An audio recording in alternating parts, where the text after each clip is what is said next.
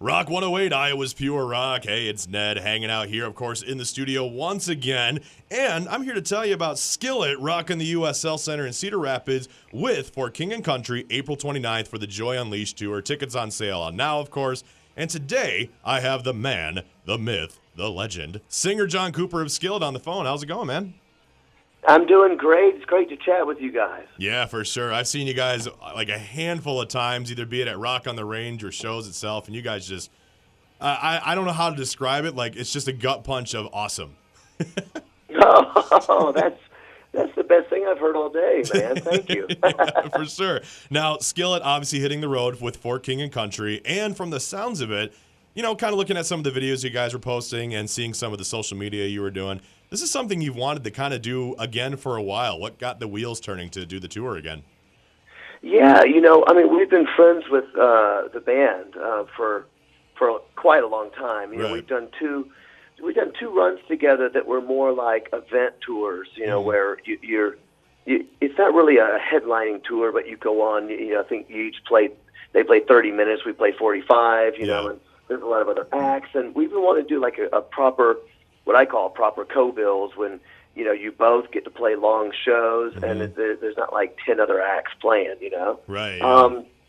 And I also think it's cool because I like playing with acts when you can kind of like make a night of it, you know? Maybe we can play on each other's songs a little bit, guest on one another's. I think that stuff's kind of fun and cool, and gives a different experience for the fans than just, you know, the show that they always see. And I also think that we both have kind of fan bases that are very distinctive and very loyal, and kind of draw from a lot of different places. So I thought, you know what, I bet this could be a very successful, you know, small arena tour. It's hard to get people in an arena these days, but if you can bring from a lot of different areas, you can have a really great night. And so, and I'm a big fan of the band as well. I think the music's great, and I think it'll be a great night. Yeah, man, it's going to be a good time. And one of the things I saw you guys at a long time ago is Winter Jam. Winter Jam is this massive event. It's so cool to see you guys play that thing. Now, of course, for fans that don't know what Winter Jam is, and we could describe and go all day about it, of course, but what's the difference between like playing a Winter Jam set versus a normal like Skillet set? Well, you know, in fact, what I was just alluding to about when we have toured with King Country, both of those tours were on Winter Jam, actually. Yeah, sure. And so I think that's the biggest difference. Winter Jam is and we're currently on it as well, it's just like it's like an event. It's almost like there's a bunch of bands. There might be a magician. There might be like bicycle, like extreme sports type Right. stuff. It's just like a hodgepodge of entertainment, and it's cool and it's fun, but it's not really like a headline Skillet show where we really dig in and don't just play 40 minutes of the radio songs, but you get in, you play fan favorites, and you got more time to kind of be yourself. And it's a Skillet crowd is a little bit more of a rock crowd than what I would call a Winter Jam crowd or a package tour.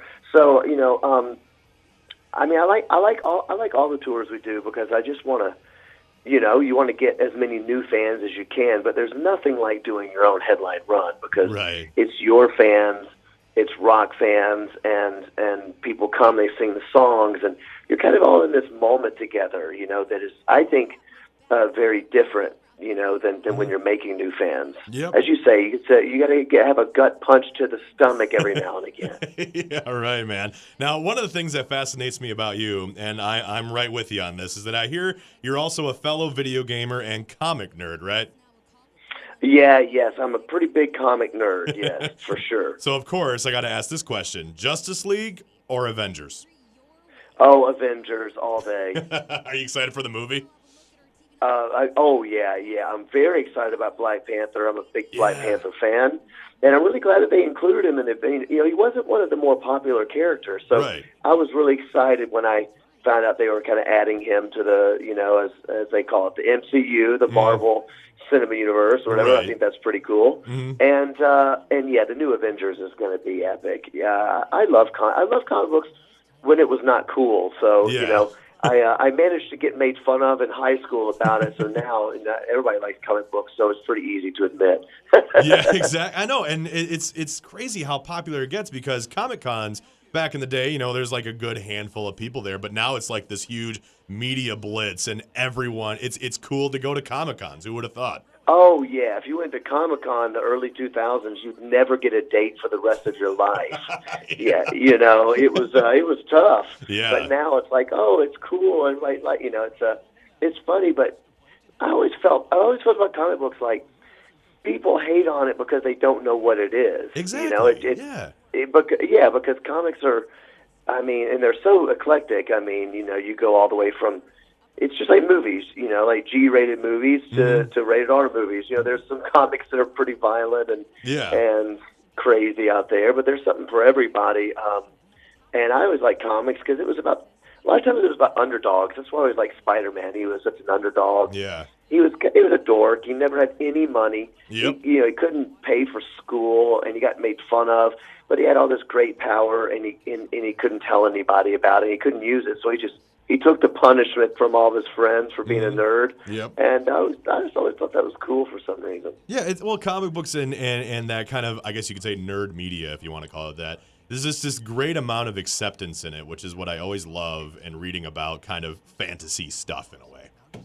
Yeah, I know exactly what you mean. Yeah, absolutely. It's cool stuff. But, of course, another question I got for you, too. I actually gave the opportunity to fans to ask you a question. One of my favorite ones, because I'm also a fellow beard man now, is that I gave from Rebecca Hoff here in Iowa. Is asking you that if you make Seth jealous with your fantastic beard.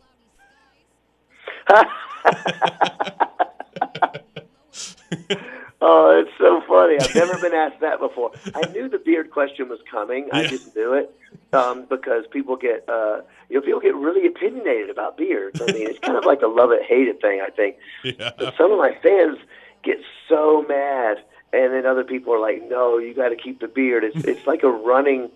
I always wonder if it's helping me sell records because people hate it so bad or love it.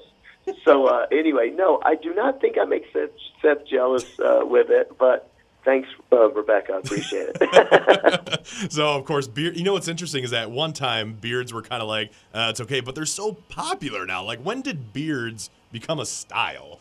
When did that happen? Man, yeah. It kind of like resurfaced from like the 70s, really. Yeah.